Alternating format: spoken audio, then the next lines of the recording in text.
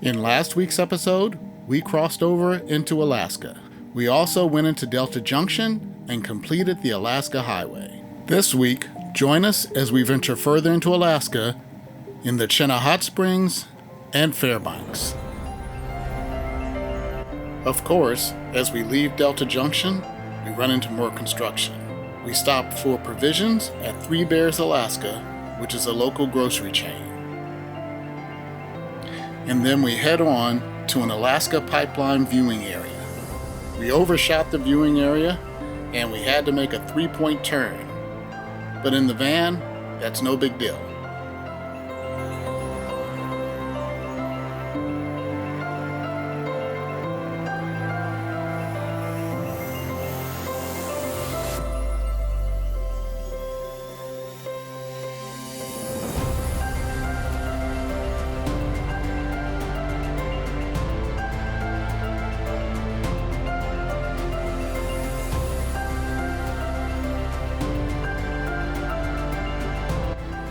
We then headed northward just outside of Fairbanks to Chena Hot Springs.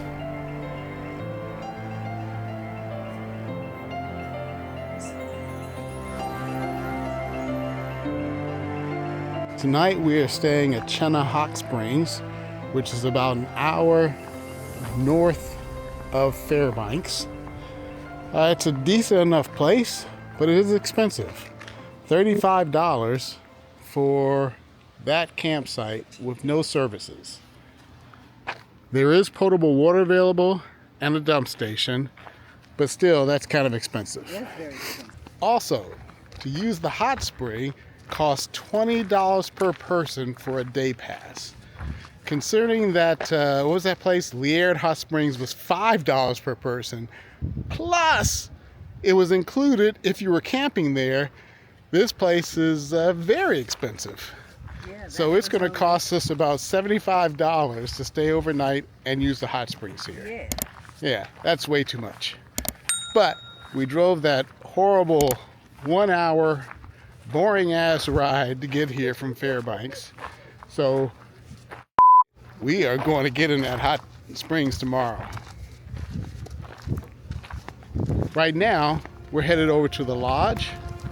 We're going to have dinner out at this fancy place. And hopefully it's decent.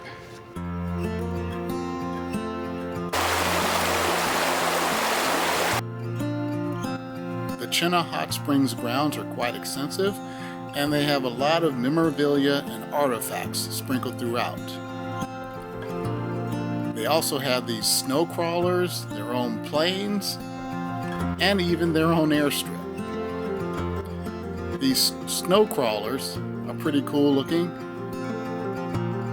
and they each have their own names.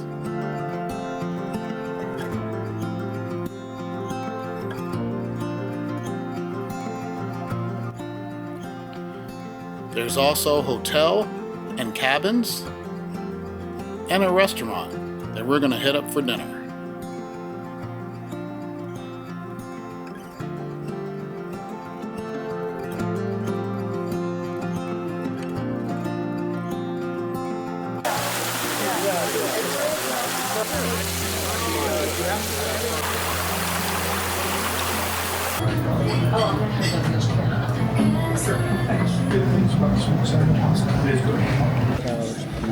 Yeah.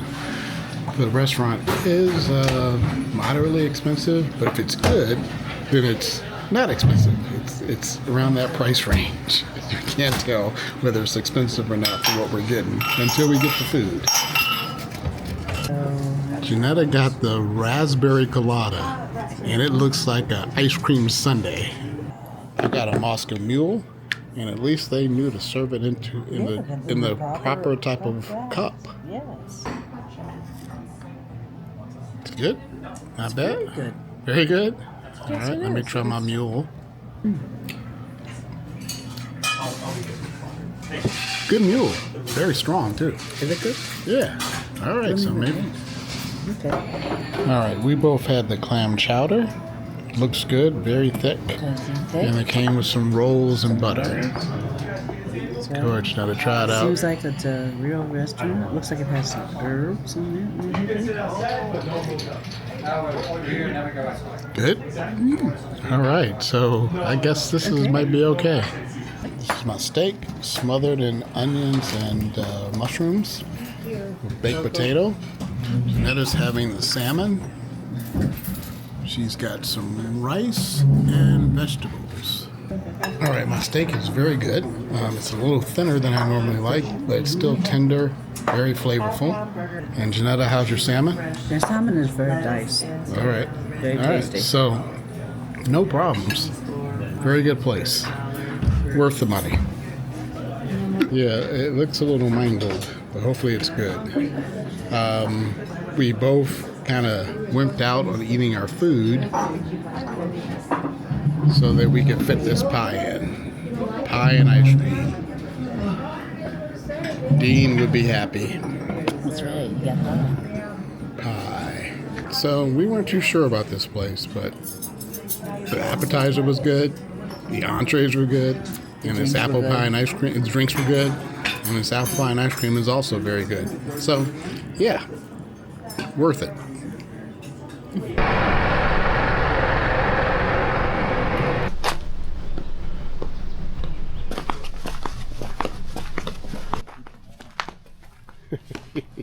Alright. You have to sign a waiver, apparently, in case of beer. Woo! Oh.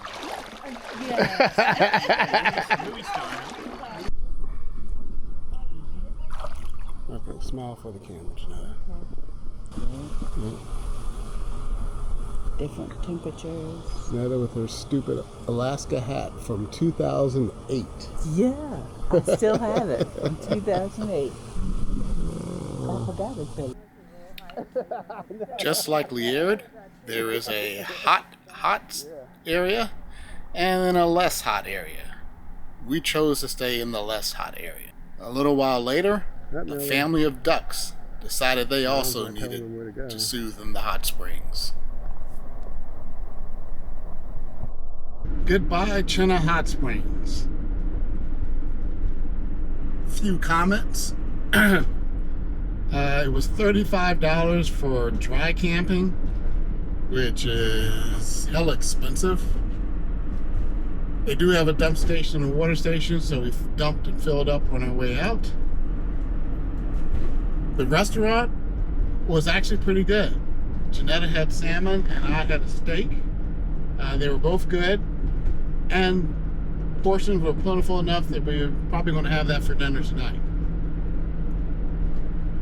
The bill was moderately expensive, $115, $120, no big deal. We both slept well, it was quiet.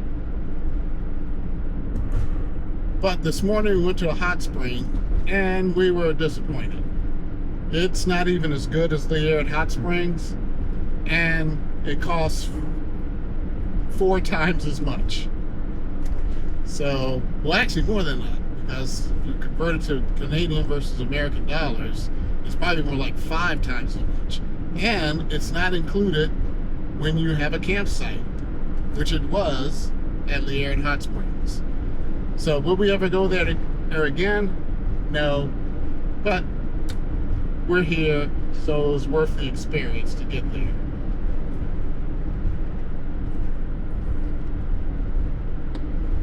We have a very short drive to Fairbanks. We're going to stop by the Visitor Center, Museum of the North, before we try to find a place to camp, at least tonight, at Pioneer Park in the city. After a night, we might decide to do different and drive somewhere else. Who knows? That's the freedom we have. We don't have a booking until Friday in Denali, right? Yeah. So we're free to do whatever. All right, we'll see you in Fairbanks. Then turn right. Spaces. I know. Why do you have to be where the RV parking is? She's going to cheat and pretend like she went to all these different places and stamp her passport book here in Fairbanks. Liar. We made our way into Fairbanks, and made our first stop at the Visitor Center.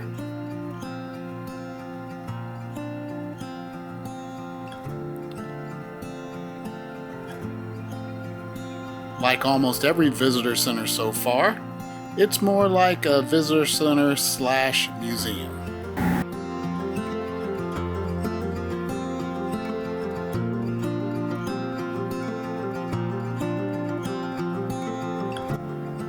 They also included information about how people live now, and an important guide to understanding the seasons.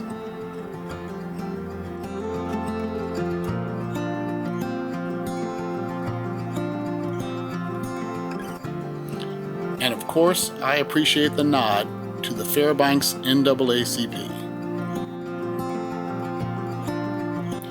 There is also an information center covering all the national parks and landmarks in the area, and you can get all the area stamps for your passport.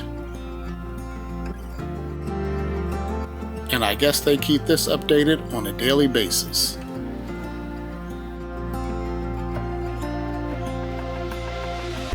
And outside, there is the Gould Cabin, which is on the National Register of Historic Places.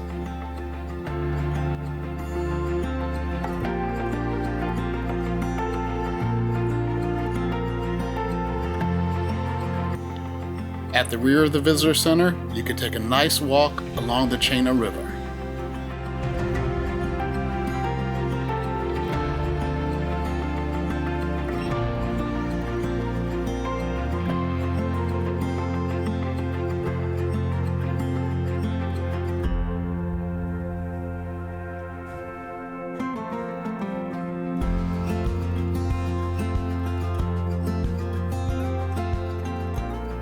Tonight we are staying at Pioneer Park, which is in the heart of the city. It's dry camping in a parking lot, and it's about $20 a night.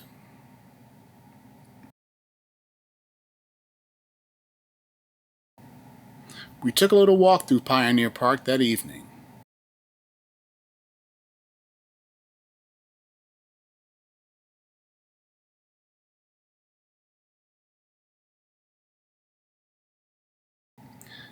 And even though it was close to closing time, this nice lady took us on a tour of the Wickersham House. 10 minutes. Yeah, we saw that. The park changed its hours this year. This is the home of Judge James Wickersham. He was the first federally appointed judge to Alaska back when it was a territory. His first courthouse was at Eagle on the Yukon River on the Canadian border. He served all the way over to Nome, the city with the beaches of gold and sand, where they had rockers on the beaches and were getting gold out of the sand. Still do gold mining up there. Came all the way down to Dutch Harbor, Unalaska. You may know those names from World War II. He established the courthouse in Valdez, which is the terminus of the pipeline today. And then he came up to Fairbanks, 1904. He built this house for his first wife. It was the first frame house built in Fairbanks, as opposed to the log cabins. Do in the future. I mean, obviously all these people coming in, it's a poor country that's down on Juneau, and his papers are also down there at the State Archives in Juneau. I haven't done it since I was quite a bit younger. Yeah. If we hadn't just eaten, I would have had a taco. We just ate dinner. I would have loved to have had a taco if I knew you were here. Well, we're here every day. Okay. What time do you close? 8 o'clock. 8 o'clock. Okay.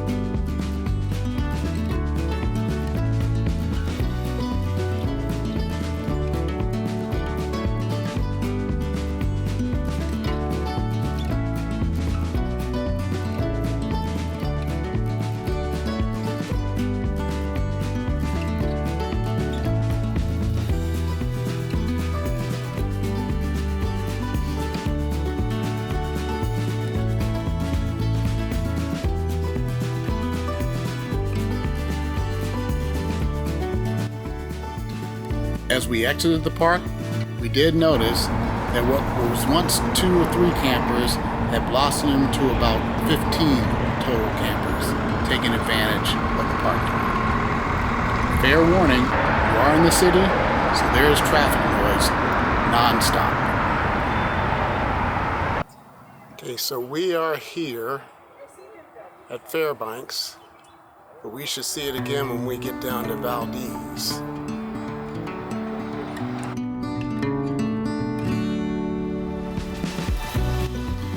We got to see the pipeline, both above ground and as it headed underground, and the pigs that basically scrape the inside of the pipeline to ensure a clean flow.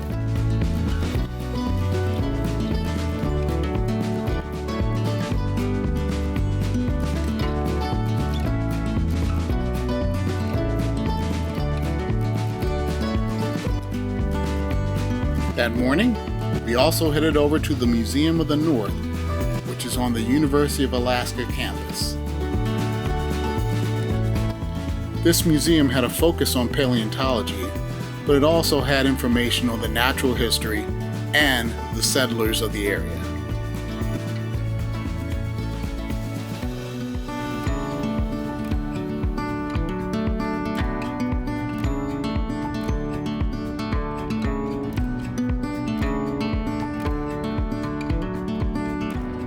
We're having lunch today in Fairbanks at Sushi Kanpai.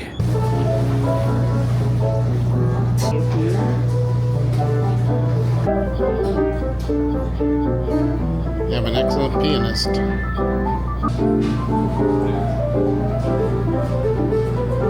All right, Janetta's having the spicy salmon hand roll. And We've got some shrimp tempura roll and eel hand roll. And then I'm having ramen, beef ramen. And it's all very good. Spicy though, but good. Sushi Kanpai sushi was very good. Yep. Ooh. Yeah, that's how good it was. Man. You polished that off. Yeah, polished off the ramen. I couldn't eat all the soup, but the noodles and the beef had kind of like a bulgogi flavor to it. It was really good. And we're just gonna try to find a place to stay tonight and the next night before we get into Denali. Denali's about 2.5 hours away, and we have 2 days to get there. All right, goodbye, Fairbanks. Yep. Goodbye. Bye, Fairbanks. We just spent a night there, even though the plan was to spend 3. It really wasn't our kind of city. We probably should have made one less here and stayed a little bit longer in Whitehorse. That was more of a Yeah, nice I like city. it. Yeah. But anyway, so we're gonna move on down the road to a boondocking spot, several of which we have mapped out, and we'll figure out which one is the best to stay at. We are heading south on Route 3. Yeah, Route 3. So what did we do at Fairbanks? Well, we went to the visitor center, we went to Pioneer Village, we walked down the river. Today we went to the pipeline, we went to the mountain viewing area, we went to the Museum of the North. Oh, and we went to Costco and Walmart, and we got propane and diesel. So it was very productive, and it is almost 2 o'clock now before we're leaving Fairbanks. So luckily we only have about an hour to go before we get to our first boondocking spot. Now the funny thing is that we are 2.5 hours away from Denali, and we have 2 days to get there. So we'll either stay at the boondocking spot for 2 nights, or we'll go to one, pick up, go to the other for the other night before our reservation starts at Denali. But whatever we do, we'll take it with us. Check back with you later. Bye-bye.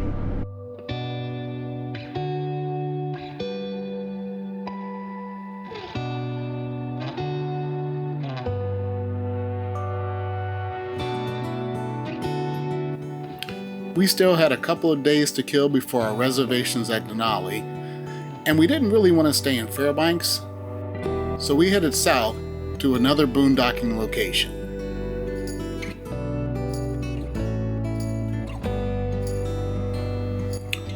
One thing we quickly learned is that camping next to any still body of water in Alaska is going to be treacherous.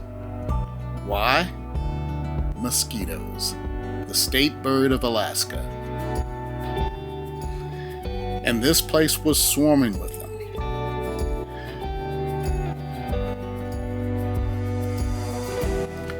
Luckily, we had bought one of those electronic bug zappers that looks like a tennis racket. So we spent quite a bit of time that evening swatting mosquitoes that had gotten inside the van.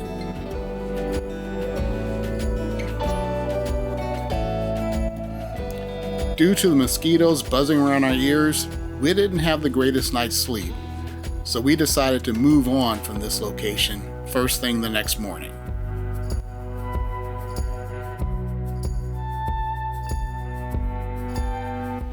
We headed down the road to have breakfast at Rose's Cafe. And what should we see but a moose?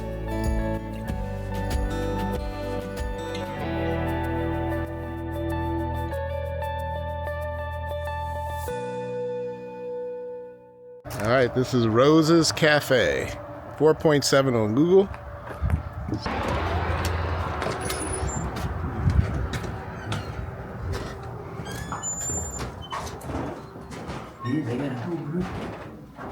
Go in 15 miles.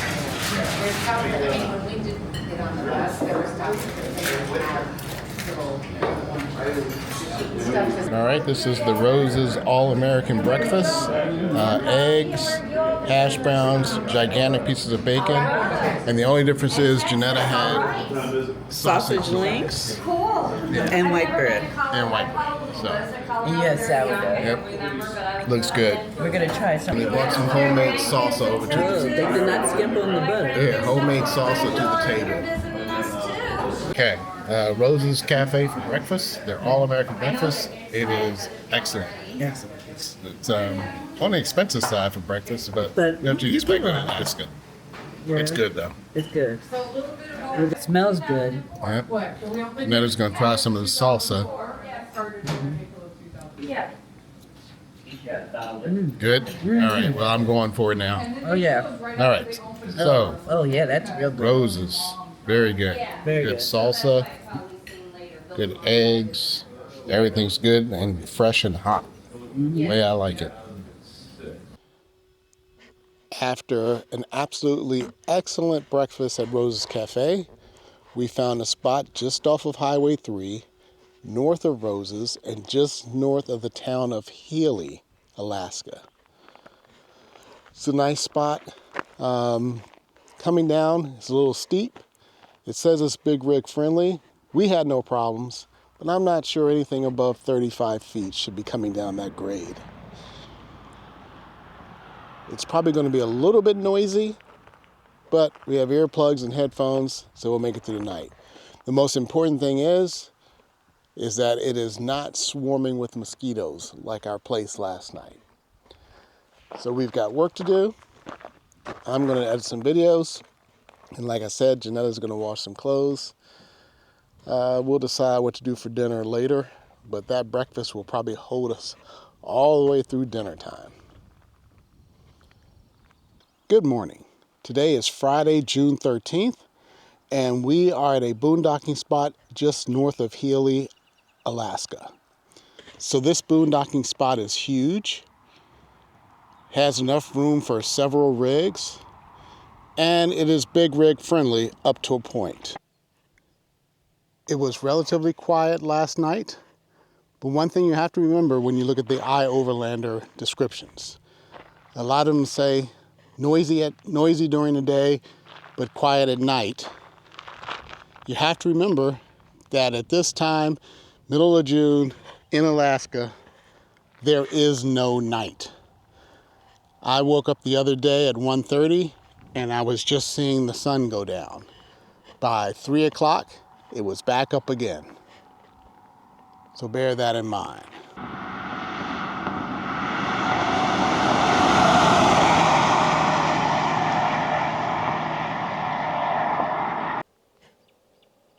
We are going to hang out here until 11:30 or so because we can't check into Denali until noon.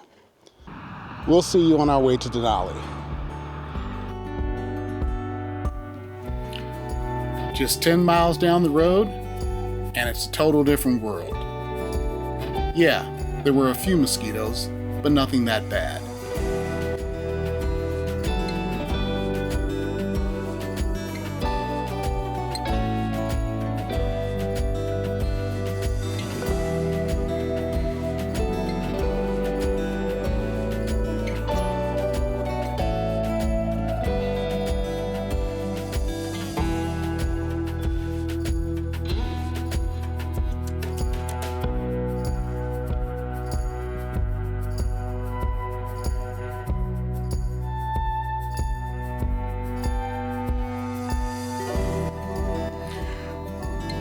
And that's where we'll end it for the day. Thank you so much for riding along with us, and we'll see you next week as we enter Denali.